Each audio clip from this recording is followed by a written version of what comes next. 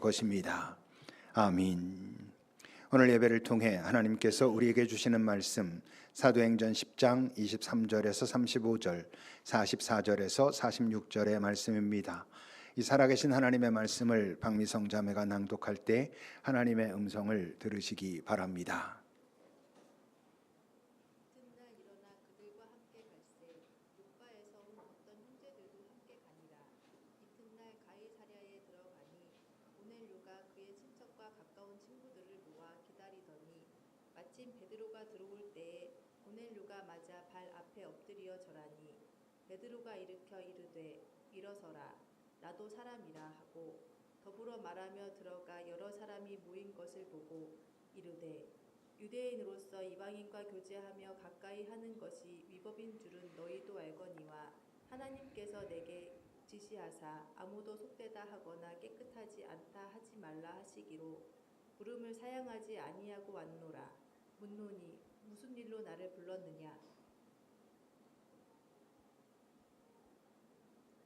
고넬료가 이르되 내가 나흘 전 이맘때까지 내 집에서 제9식 기도를 하는데 갑자기 한 사람이 빛난 옷을 입고 내 앞에 서서 말하되 고넬료야 하나님이 내 기도를 들으시고 내 구제를 기억하셨으니 사람을 욥바에 보내어 베드로라 하는 시몬을 정하라.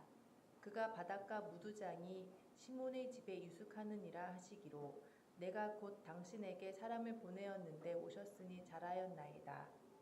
이제 우리는 주께서 당신에게 명하신 모든 것을 듣고자 하여 다 하나님 앞에 있나이다. 베드로가 입을 열어 말하되 내가 참으로 하나님은 사람의 외모를 보지 아니하시고 각 나라 중 하나님을 경외하며 의를 행하는 사람은 다 받으시는 줄 깨달았도다. 베드로가 이 말을 할 때에 성령이 말씀 듣는 모든 사람에게 내려오시니 베드로와 함께 온 할례 받은 신자들이 이방인들에게도 성령 부어 주심으로 말미암아 놀라니 이는 방언을 말하며 하나님 높임을 들음이로라. 아멘. 하나님의 말씀입니다. 하나님, 오늘 또 새롭게 우리에게 말씀하시는 그 음성을 듣게 하옵소서. 여기 있는 모두에게 각각 다르게 또 이 땅에 주시는 그 음성 모두를 우리가 잘 알아챌 수 있기를, 그래서 오늘 주님께서 나와 함께 보기를 또 가기를 원하시는 것이 무엇인지 알고 살아가는 깨어있는 우리들이 되도록 인도하소서. 또 우리가 함께 모아 주 앞에 드리는 예물이 하나님께서 기쁘게 받으실 만한 바른 예물이 되기를 바랍니다. 기쁘게 받아주소서. 그러함으로 그것들이 이제 이 땅에서 사용될 때에도 하나님의 그 기쁨과 사랑과 긍휼이 담긴 바로 그곳에 아름답게 사용되도록 인도하옵소서. 예수님의 이름으로 기도합니다. 아멘. 이방인이고 점령군 그 장교인 고넬료라고 하는 사람은 좀 이상하게도 그 점령지에 있는 사람들을 구제하고 오히려 돕고 섬기는 사람이었습니다. 그뿐만 아니라 그 점령지 유대 땅의 신 야훼를 경외하는 사람이었고, 어느 날 그 여호와 하나님께서 당신의 사람을 보내요, 당신의 사자를 보내요, 너의 기도가 무엇인지 안다, 너의 마음이 무엇인지 안다, 네 구제가 얼마나 진심이었는지 내가 안다 라고 말씀하시면서 이제 내가 너를 더 깊은 곳으로 인도할 텐데 저 욥바라고 하는 곳에 가면 베드로라고 하는 사람이 있을 테니 그를 불러다가 그의 이야기를 들어라 하는 음성을 이제 고넬료가 듣게 되지요. 그리고 이제 고넬료가 자기 사람들을 바로 그 욥바라고 하는 곳으로 보냅니다.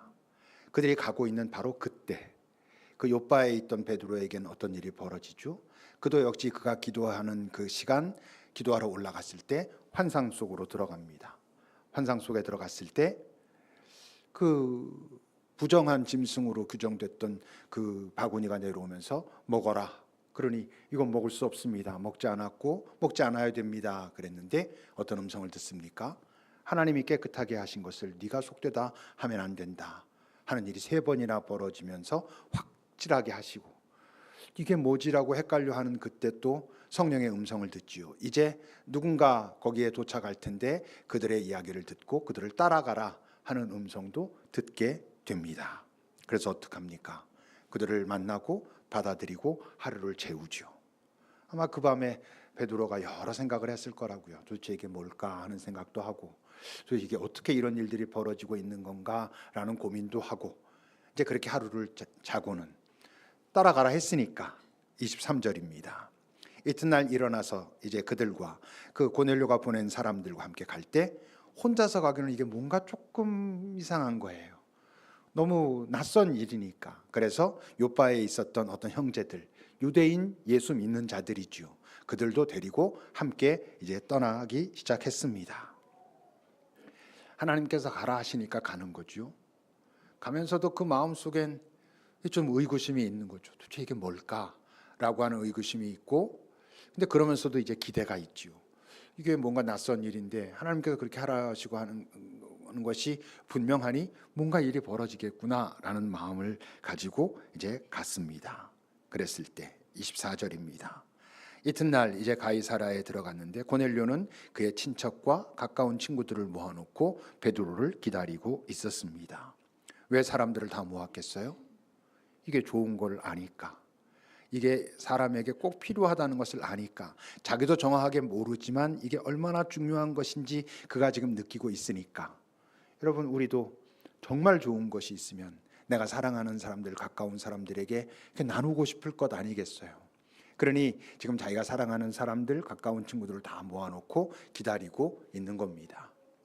베드로는 가이사랴로 갈 때 뭔가 조금 이게 뭐지라고 하는 의구심도 있고 그랬지만, 지금 여기 모인 이들은 어떨 것 같아요? 의구심 이런 거 없고 뭐만? 설렘과 기대만. 이제 하나님께서 말씀하신 그 사람이 오면 우리에게 무엇을 알게 할까? 우리가 무엇을 모르고 있을까? 무엇을 알아야 할까라고 지금 기대하며 기다리고 있었습니다. 이제 그래서 25절입니다. 이제 베드로가 이렇게 들어올 때 베드로가 고넬료가 맞아서 발 앞에 엎드려서 절합니다. 고넬료는 누구? 점령군, 그 군대의 장교란 말이에요. 베드로는 누구? 뭐 어떤 하여튼 유대의 어떤 허름한 어떤 사람인 거예요. 어부였다가 지금은 예수라는 운동, 예수 운동에 참여해서 거기서 아마 좀 앞에서 적극적으로 있는 사람, 공식적으로 보면 별것 아닌 사람. 그런데 이게 고넬료의 간절함, 진심을 보여주고 있는 것이죠. 그러니 그 앞에 가서 무릎을 꿇습니다. 이 땅의 질서를 넘어서는 간절함이기 때문에 그런 것이긴 합니다만, 이제 한 번쯤은 절해도 되는데 베드로를 만날 때마다 무릎 꿇고 절하면 이제 그건 조금 이제 오바가 되는 거죠. 이 땅에서도 교회에서 만약에 그 우리 목사님 뭐 하나님의 사자, 하나님의 뭐 막 이렇게 되는 게 건강한 그 역할과 권위를 인정하는 거라면 괜찮지만, 그게 오버하기 시작하면 다 나빠집니다. 처음엔 그게 어색하던 사람들도 당연해지고, 처음엔 그렇게 하는 것이 그냥 예인 줄 알았던 사람들도 거기에 예속되게 되고 이상하게 되는 경우들이 많잖아요. 다행히 26절을 보면 베드로가 그를 이렇게 세우면서 일어서라고, 나도 당신과 똑같은 사람이라고 말합니다만, 우리 개역 성경은 번역을 옛날 그 어르신들이 해가지고 이게 좀 뭐 예수님도 다 반말하잖아요. 우리 개역 성경 보면 또 이 제자들도 누굴 만나든 다 반말하는 거고 상대방은 전부 존댓말하고 이런단 말이에요. 뭐 알다시피 이 헬라어 원문에는 뭐 높임말 낮은말이 없으니까. 근데 이제 우리 성경도 새 번역 성경이라든지 저쪽 공동 번역 성경은 말할 것도 없고, 실제로 저 어떻게 기록하는 게 더 저 분위기를 잘 전하는 거겠어요. 아닙니다. 왜 이러십니까? 일어서십시오. 나도 당신과 똑같은 사람입니다. 이렇게 하시면 안 됩니다. 이렇게 하실 필요 없습니다. 실제로 그렇게 기록되어 있어요. 근데 우리 성경만 이제 저렇게 돼 있죠. 뭐 우리가 몇 번이나 말했지만 성직자, 평신도 이런 표현도 적절한 표현이 아닙니다.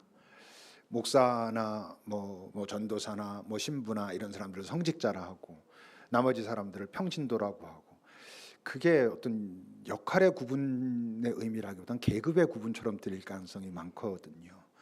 모두 다 예수를 믿고 자기가 예수님과 함께 어떤 일을 하든 예수님과 함께하는 그 일은 거룩한 일이고, 그렇다면 굳이 말하여서 성직자란 말을 쓴다면 다 성직자인 것이죠. 또 하나님 앞에서 우리는 다 평등한 그냥 평범한 한 명의 믿는 신자들인 것이죠. 그래서 그런 표현들에 담고 있는 우리의 마음을 움직이게 하고 막 이런 것들이 있거든요. 그래서 잘 사용하셔야 됩니다. 서로의 역할은 다른 것이죠. 역할이 다르기 때문에 그 역할에 합당한 건강한 권위를 인정해야 될 필요는 있습니다. 그러나 그것을 넘어서면 안 되는 것이죠. 서로 존중하고 인정하고 배려하고 그래야 되는 것이죠. 우리 교회는 어떻습니까? 뭐 제가 좀 꾀꾀거리긴 하고 또 여러분들이 뭐 다 그러진 않아도 어떤 사람들 제게 꾀꾀거리긴 하고 뭐 이러긴 해도 저는 참 고맙습니다. 우리가 되게 스스럼 없이 지내는 듯하지만 분명히 어떤 역할에 대한 존중과 뭐 더 나아가 존경과 인정과 권위를 인정하는 것 이런 것들이 있다는 걸 알기에 참 고맙고 또 여러분들 한 명 한 명도 참 귀하고 바라기는 이제 우리들에게 나이가 들어가고 있잖아요. 저도 이제 언젠가 뭐 얼마 지나지 않아 이제 그만둘 거잖아요. 그러면 또 후임자가 올 거잖아요. 그때도 그런 건강한 관계가 잘 유지되는 건강한 공동체 되기를 정말 바랍니다. 이제 그렇게 많은 사람들이 모여 있는 것을 베드로가 보고 이제 자기의 소회를 이야기합니다. 28절입니다. 유대인이 이방인과 교제하면서 가까이 하는 것, 같이 밥 먹고 이러는 것이 위법인 것은 아마 이방인인 너희들도 알 거다. 왜 이렇게 말하겠어요? 그동안 그들도 유대인들은 그러지 않은 걸 경험해 왔으니까. 그런데 지금 그 유대인들의 뭐 어떻게 보면 대표라고 할 수 있는 사람이 자기들에게 지금 왔으니까 지금 하는 얘기예요. 자기가 위법인 것은 너희들도 알겠지만 하나님께서 내게 말씀하셨다. 아무도 속되다고 하거나 깨끗하지 않다라고 말하면 안 돼. 했기 때문에 내가 사양하지 않고 왔다. 무슨 일이냐라고 물어요. 정확하게 말한다면 위법이 아닌 거죠. 지금 베드로가 말하는 순간은 위법이었던 것이죠. 왜? 하나님께서 더 이상 속되지 않다. 깨끗하지 않다고 말하면 안 돼 라고 말씀하셨으니까 더 이상 이들과 함께하는 게 위법이 아닌 것이지만 그렇지만 위법이 아님에도 불구하고 베드로의 입장에서는 이 일을 이렇게 사양하지 않고 온 건 용기인 것이죠. 왜? 아직도 많은 사람들은 위법이라고 하는 그런 시기니까, 시대니까. 이런 용기가 여러분 세상을 바꾸는 것입니다. 교회 역사는 물론이고 전 세계의 여러 역사를 통해서 보더라도 이렇게 낯선 어떤 것들을 시도하는 사람들은 정말 용기였어요. 그들은 핍박을 받았어요. 때론 죽임을 당하기까지 했었잖아요. 뭐 코페르니쿠스적인 뭐 어떤 전환 이런 얘기할 때 그런 사건들이 있을 때 많은 사람들은 죽임을 당하고 이러기까지 했었단 말이죠. 교회 역사도 여러분 보세요. 낯선 하나님이 점점 이제 우리는 당연하다고 느끼는 그 하나님 어느 순간엔 되게 낯설었던 뭐 이를테면 종교개혁이나 이런 부분들도 다 뭐예요? 낯선 어떤 시도거든요. 그들은 어떻게 그래서 낯선 시도를 했어? 지금 여기서 말씀하시는 하나님을 만났기 때문에 지금 여기서 말씀하시는 그 하나님의 음성이 저기 지금까지 내가 알던 하나님과 달랐음에도 불구하고 깨어있고 깨어있어서 그분의 음성을 들었기 때문에 기꺼이 내게 위협이 오거나 어려움이 닥쳐오더라도 감당해야 되겠다고 용기를 부린 사람들에 의해서 교회는 점점 하나님의 뜻을 알아온 것입니다. 그래서 여러분 이 사건에서도 히브리 사도행전 11장은 이렇게 말해요. 유대에 있는 이제 사도들과 형제들이 이방인들도 하나님의 말씀을 받았다함을 들은 거예요. 베드로의 이 사건 얘기를 들은 거죠. 그래서 베드로가 예루살렘에 올라갔을 때 그 할례자들이 예수 믿지 않는 자들이 아닙니다. 유대인으로서 예수 믿는 자들을 말하는 거예요. 네가 무할례자의 집에 들어가 유대인이 아닌 그 유대의 전통을 따르지 않는 자들의 집에 들어가서 함께 먹었다라고 비난해요. 이들은 그때 알고 있던 그 하나님만 알고 있는 거예요. 그리고 여전히 그게 옳은 거예요. 이제 그 다음에 베드로가 그 있었던 일, 우리가 요즘 나누고 있는 그 얘기를 쭉 말합니다. 다 듣고 나서 18절입니다. 그들이 이 말을 다 듣고 나서 더 이상 말하지 못합니다. 오히려 하나님께 영광을 돌려서 그러면 하나님께서 이방인에게도 생명 없는 회개를 주셨다는 거네. 이렇게 된 거예요.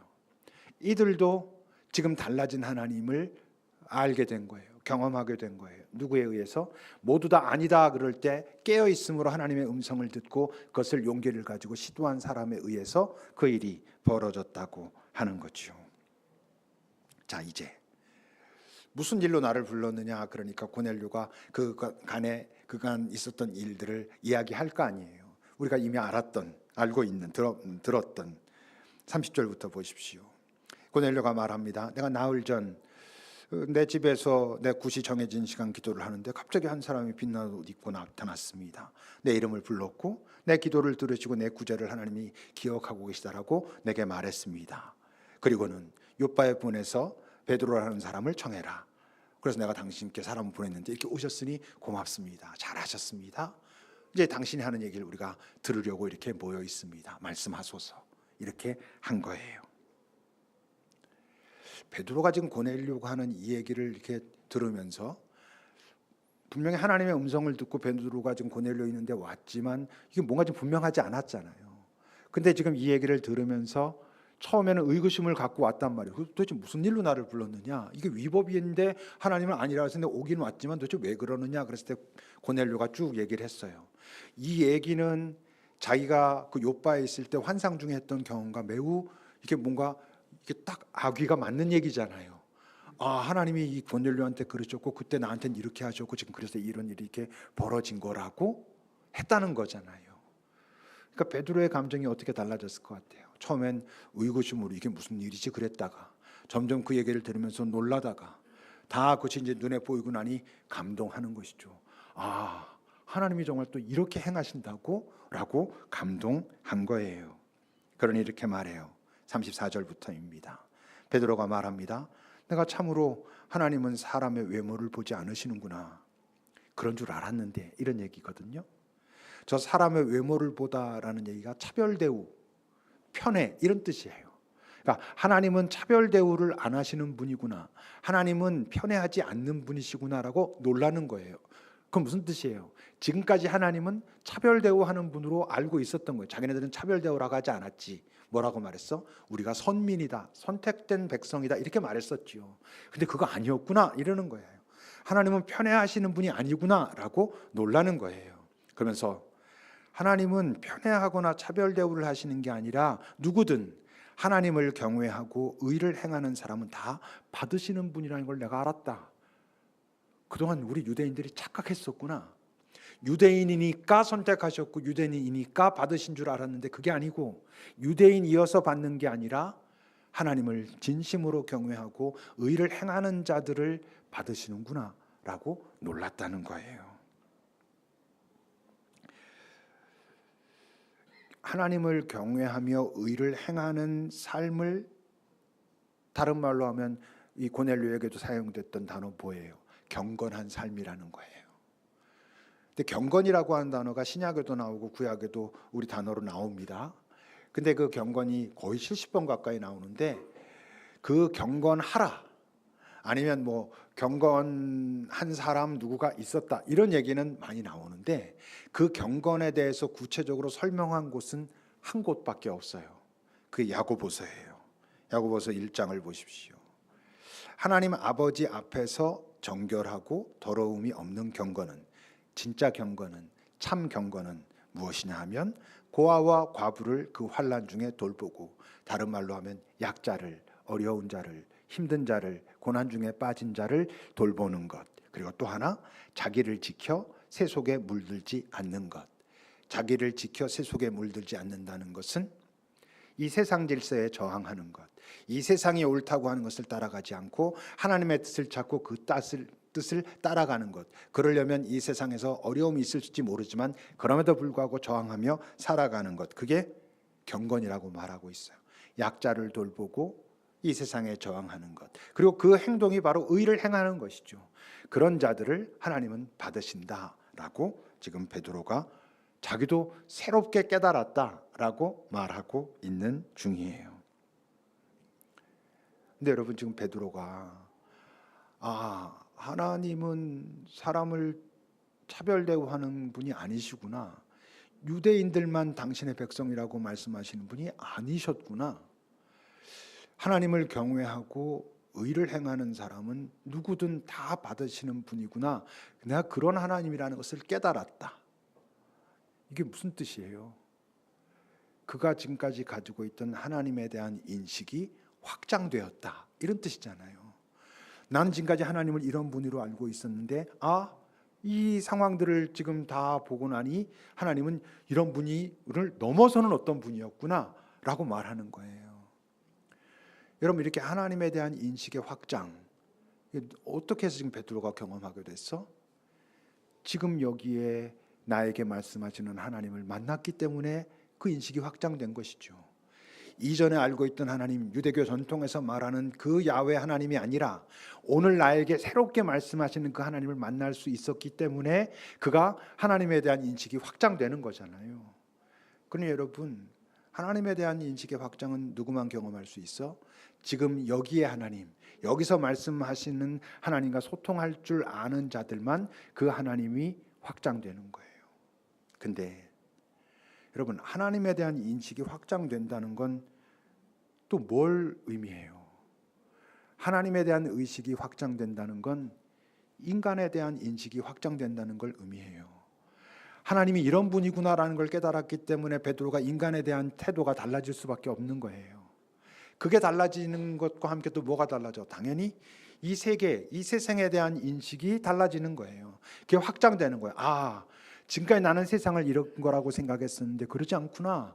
더 넘어서는 이런 깊은 곳이 있구나. 하나님의 마음에 이런 것이 있구나. 난 이것 때문에 하나님을 원망하기도 하고 하나님은 능력이 없나 봐 하기도 했었는데 아니었구나. 내가 몰라서 그랬구나. 이런 것이었구나 라는 걸 아는 거예요.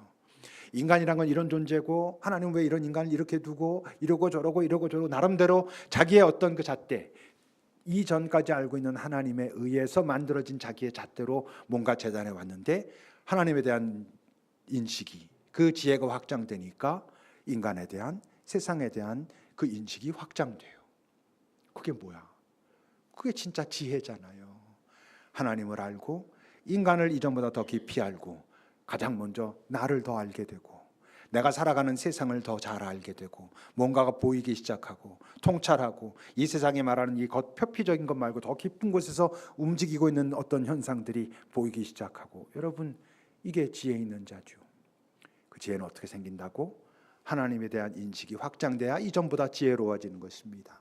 근데 오늘 어떻게 그 하나님에 대한 지혜가 확장된다고? 오늘 나에게 말씀하신 하나님과 길이 연결되어 있어서 그 음성을 주고받고 할 수 있어야 그게 가능하다고 하는 거지요. 이제 그래서 결국은 44절입니다. 베드로가 이제 예수님에 대한 얘기를 쭉 설명을 했어요. 듣고자 합니다. 그러니까. 근데 그 말을 할 때 성령이 그 말씀 듣는 모든 사람에게 내려왔어요. 베드로가, 그리고 그와 함께 온 할례 받은 신자들이, 유대인들이 성령은 우리만 선택하셨고 우리에게만 주신다라고 믿었던 자들이 이방인들에게도 성령 부어 주심으로 말미암아 놀라요. 그 증거가 나타났거든. 그러니까 베드로를 통해서 같이 따라간, 사실은 베드로가 뭔가 좀 안전판으로 데리고 간 사람들인데 이거 혹시라도 나중에 비난받을 때 이들한테 좀 증인으로 세워야지 이런 의도도 있었을 텐데 이들까지도 같이 하나님에 대한 인식이 확장돼요. 인간에 대한 인식이 달라지는 거예요. 세상을 다르게 보기 시작했다는 거예요. 근데 결국은 누가 마무리하셨어? 하나님이 마무리하셨어요. 성령께서 내려오심으로. 왜? 그건 인간이 마음대로 하는 게 아니거든. 하나님께서 그렇게 하셨으므로 그들이 성령을 경험해요. 그러니까 베드로, 고넬료 그리고 하나님 그렇게 셋이 한 자리에 언젠가 나중에 앉아서 그때 그 일 생각해 보면 결국 하나님이 다 하셨습니다 이렇게 말했을 가능성이 있어요. 베드로도 그랬고 고넬료도 당연히 그랬겠지. 근데 저는 이런 장면 생각할 때마다 하나님은 그럼 뭐라 그러실까? 좀 그 틀림없이 그러셨을 거예요. 너희가 했어. 너희가 없었으면 내가 이 일을 이런 식으로 마무리할 수가 없었지 않니? 너희의 그런 선택들이 귀했다. 그런 행동들이 귀했다. 그런 선택과 그렇게 행동할 수 있을 정도로 나랑 되게 소통할 수 있어서 그게 난 참 고마웠다. 뭐 속된 말이 아니라 요즘 하는 말로 하면 그냥 나는 숟가락 하나 얹었어. 굉장히 중요한 일임에도 불구하고 너희가 있어서 그 일이 가능했어. 너희들이 소중해 라고 말씀하셨을 거예요. 여러분, 하나님의 그 정말 관심은 어떤 일이 어떻게 벌어지느냐가 아니에요. 그 일을 같이 하고 있는 그 사람 하나하나에 대한 것이 훨씬 더 큰 관심이에요. 왜? 그런 일들을 같이 하면서 그들이 성장할 거라는 걸 알거든. 그렇게 성장한 자들이 그 다음에 그들의 삶을 어떻게 살아갈 것인 걸 알기 때문에 어떤 일 하나가 뭐 되고 안 되고도 뭐 아무것도 아닌 건 아니지만 정말 중요한 건 그 하나님께서 기대하시는 그 일에 동참하여 하나님을 바라보고 그 일을 하나님의 마음으로 바라보며 함께하는 사람들이 훨씬 귀한 거예요. 그리고 그들에게 착하고 충성된 종아, 네가 참 귀한 일을 감당하였으니 나의 즐거움에 동참하라 라고 말씀하신다고요. 여러분, 하나님의 가장 큰 기쁨은 당연히 우리 인간들이 예수를 주로 만나는 거예요. 생명 얻는 자가 되는 거, 거듭날 때 하나님은 정말 기뻐하신다 그랬어요. 하나님의 재미는, 하나님의 즐거움은 뭘까? 우리가 예수 믿을 때 하나님이 어우 재밌어 이러시진 않을 거 아니에요. 그건 당신의 기쁨이고, 그분의 재미는, 그분의 즐거움은 우리와 동역하는 거예요. 어쩌면 그분이 이렇게 생각하실지도 몰라요. 너희들이 내가 원하는 그 일에 감당하고 있을 때 내가 거기 동참할게, 나도 껴줘, 이렇게 말씀하실지도 몰라요. 그분의 정말 재미, 즐거움, 아 좋다, 아 신난다 하시는 건 우리가 이 땅에 살면서 그분과 소통할 줄 알고, 그분이 오늘 나에게, 그분이 오늘 우리에게 기대하시는 어떤 현장에 우리가 다 있으면서 여전히 그분을 바라보고 우리가 할 수 있는 최선의 것을 감당할 때 그분이 함께 하심으로 완결되는, 그때 이 일이 참 기쁘다, 너희들이 이 일을 감당했다라고 하신다는 것이죠. 사도행전은 초대교회의 기록이죠. 또 사도행전은 초기 선교의 기록이에요. 근데 크게 보면 사도행전은 하나님을 소개하고 있는 거예요. 어떤 하나님? 새롭게 깨달은 하나님. 지금까지 우리에게 허락된 그 구약 성경, 그 유대인들이 가지고 있었던 구약 성경에 나타난 하나님을 넘어서는, 예수를 통해서 성령을 경험하면서 알게 된 새로운 하나님, 그리고 그 하나님과 동행하며 어떤 현장을 가서 벌어지는 일마다 경험했을 때 알게 된 또 새로운 하나님. 이 사도행전의 기록은 결국 그들이 만난 새로운 하나님, 자신들의 그 하나님에 대한 지평이 넓어진 바로 그 하나님, 그래서 인간에 대한 해석이 달라진 자신들의 그 마음을 소개하고 있는 것이고, 이 세상에 대한 하나님의 마음은 무엇이고 우리도 그렇다는 걸 알았어 라는 것을 말하고 있는 책이 사도행전인 것이죠. 우린 이미 하나님을 믿었어요. 우린 이미 하나님을 믿었으니까 이제는 하나님을 더 이상 기쁘시게 할 일이 없나? 왜 없겠어요? 하나님의 이제 두 번째 기쁨은 당연히 뭐겠어? 우리가 그분과 소통할 때 그분은 기뻐하시죠. 아, 네가 내 말을 이제 알아듣는구나. 여러분, 어린 아이가 무슨 말인지 모르고 예쁘긴 해도 알아듣지 못해서 어떤 순간 좀 답답하고 좀 통했으면 좋겠다 이럴 때 있잖아요. 근데 어느 날 그 아이가 내 말을 알아듣네? 나에게 무슨 말을 잘하고 이게 소통이 되네? 얼마나 기쁘겠어요. 하물며 하나님이 우리 인간, 이 훼손됐던 인간이 회복돼서 하나님과 소통을 시작하게 되면 얼마나 기쁘겠어요. 그 기쁨을 가지고 그 소통된 그런 상태에서 이제 하나님께서 기대하시는 그 현장에서 그 즐거운 일들을 같이 감당할 때, 동역할 때, 우리가 그 일에 동참할 때, 하나님이 우리 일에 동참하실 때 하나님은 기쁘시다고요. 즐거우시다고요. 재미있다고요. 우리도 이런 재미가 있구나, 이런 즐거움이 있구나, 이런 기쁨이 있구나. 이 세상에서 뭐 하나 성취했을 때 기쁜 거 있지만 그거랑은 달리 이게 영원까지 다 있는 기쁨이 있구나. 이것을 우리가 누리며 살기를 원하신다고요. 근데 어떤 사람만 그걸 경험한다고? 지금 여기에서 그 하나님과 소통할 줄 아는 자, 잘 깨어 있어서 그 하나님의 음성을 들을 줄 아는 자, 이전의 하나님보다 더 확장된 하나님, 내가 잘못 알고 있었던 것이 새롭게 알게 된, 그리고 알고 있던 것에서 더 확장된 것을 아는 자들은 여러분 하나님과의 그 기쁨을 누리며 산다고요. 여기 있는 우리 모두를 오늘 초청하고 계십니다. 그 음성이 들리시기를 바랍니다. 기도합시다. 여러분들은 지금 하나님과 어떤 소통을 하고 계신지요? 그분의 마음이 느껴지십니까? 그분의 어떤 음성이 들리십니까? 아니면 그저 옛날에 알고 있던 그 하나님, 그거 하나 붙들고 지금 10년, 20년 신앙생활 버티고 계신 것은 아니신지요? 한번 잘 오늘 나는 그 하나님과 어떤 소통하고 있는가 한번 여러분 살펴보세요.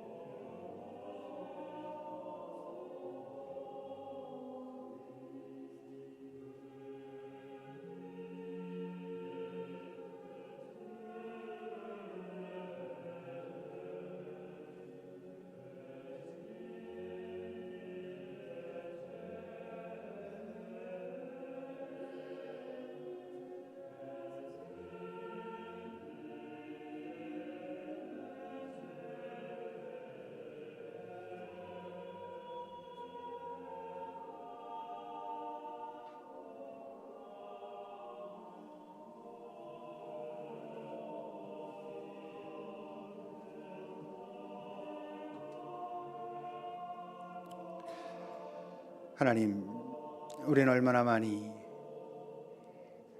하나님이라고 하면 수십 년 전 주일학교 다닐 때 배웠던 하나님, 또는 청년 때 그 혼란스러울 때 들었던 하나님, 이젠 조금 하나님을 잘 믿어봐야지 했을 때 들었던 하나님, 그 하나님에만 매여 있는지요?